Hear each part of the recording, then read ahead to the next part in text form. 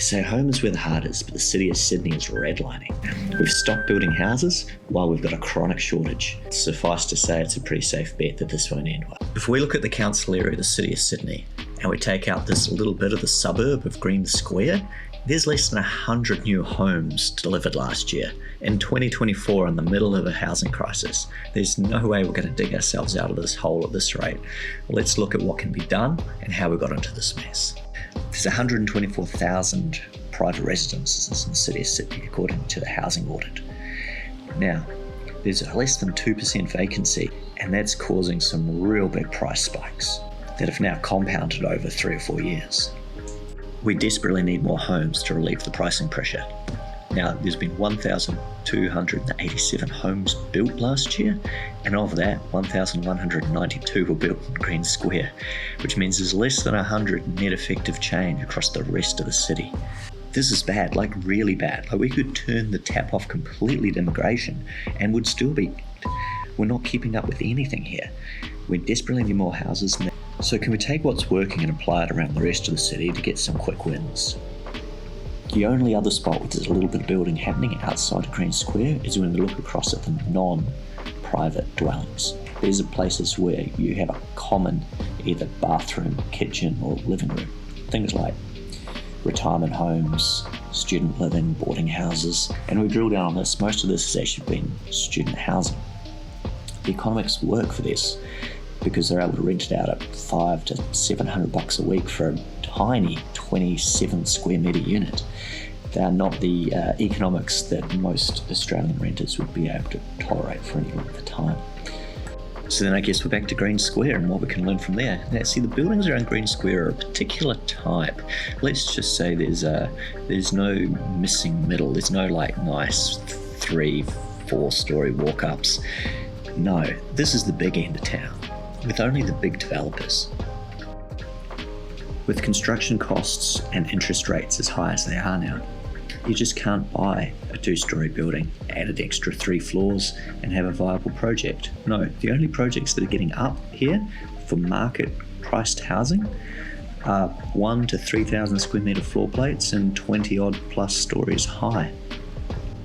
With this comes an insane amount of key company risk. There's literally 3 development projects and 3 companies that have done the majority of this Green Square build, and we're listing them just here: Meriton, Acorp and Mirvac. This has left the city of Sydney highly exposed to an absolute belly flop if one of these developers goes under. They hold too much power over our development pipeline. As the GOAT of risk management says, diversification lowers risk. And in the delivery of really important things like housing to Sydney, we need greater diversification in the developers and the typographies of developments that we've got in the pipeline. This may involve needing to change planning rules significantly and allowing development of larger buildings in areas where we currently don't. You've got to ask, where are those medium and small sized developers? We need to be able to have ways of getting them involved just to diversify our risks here. Also, highly concerning not to be seeing any of the affordable housing developers like City West, St George, Vinnie's, Salvation Army.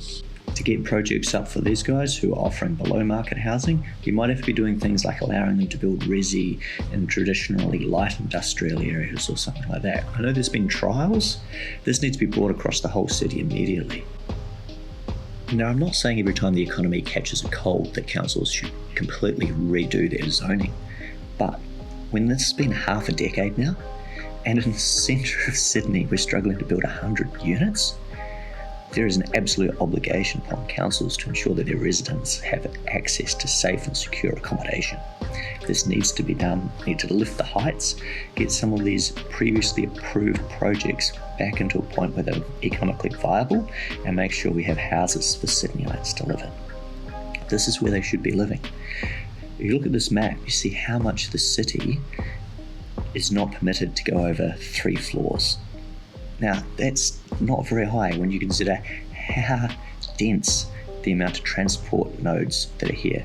You are sitting within the same council as 700,000 jobs. You have the highest density of schools, highest density of medical and hospital facilities.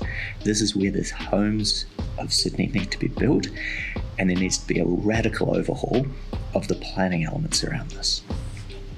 Built around livability.